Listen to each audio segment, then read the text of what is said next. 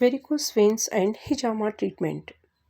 Varicose veins जो है उसका जो कलर है नॉर्मल वेन्स की निस्बत डार्क मैरूनिश ब्लूइश होता है और दूसरी नॉर्मल वेन्स के मुकाबले इनका साइज़ ज़्यादा इनलार्ज और ज़्यादा ट्विस्टेड होता है। ये वेरिकोस वेन्स होते हैं, दे आर विजिबल, ये आपके स्किन पर नज़र आने लगते हैं।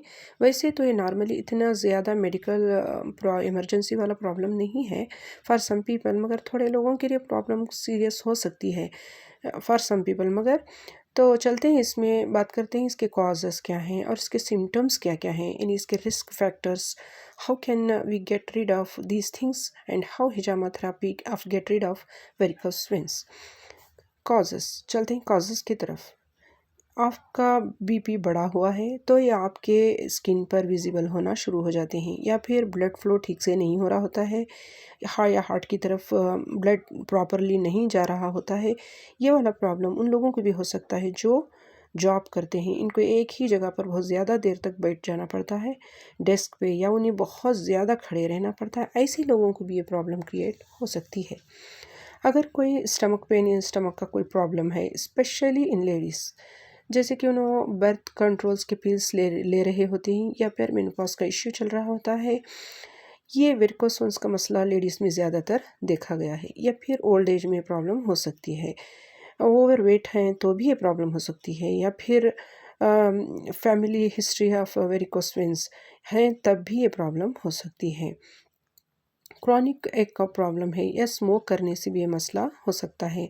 तो इसके सिम्टम्स क्या है? इसका कोई ज़्यादा इश्यू नहीं है, जैसा कि मैंने बताया स्किन के ऊपर विजिबल होते हैं, यू कैन सी आपके लेग्स जो हैं वो हैवी होने लगते हैं, डिस्कलरेशन स्किन की स्टार्ट हो जाती है, legs cramps, swelling, rashes, itching, ये सारे प्रॉब्लम्स वेरिकोस वेन्स के साथ अटैच होते हैं।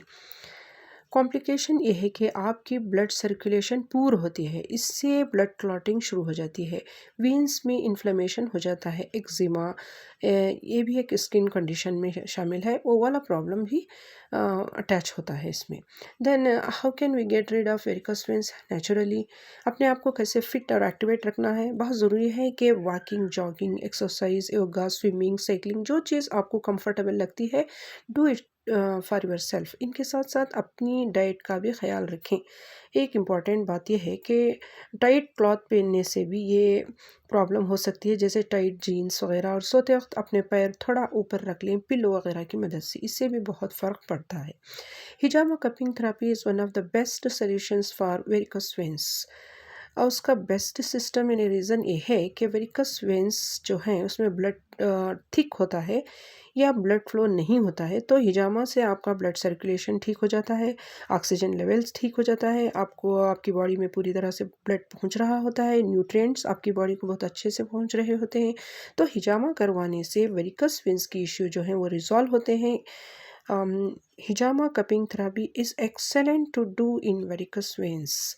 मूविंग कपिंग, मसाज कपिंग भी किया जा सकता है, लेकिन हिजामा यानी वेट कपिंग बहुत अच्छा ट्रीटमेंट है, वो स्किन पर दिखाई देते हैं। एग्जैक्ट कप वेन्स पर नहीं लगाना चाहिए, इसके अराउंड पर या उसके साइड पर कप लगाना चाहिए।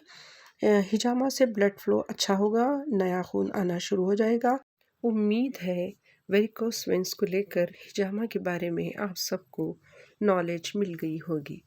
अल्लाह इज़ शाफ़ी and healer, we are just the source. जज़ाकल्लाह खैर for watching my video. My contact number is 9972683175 for ladies only.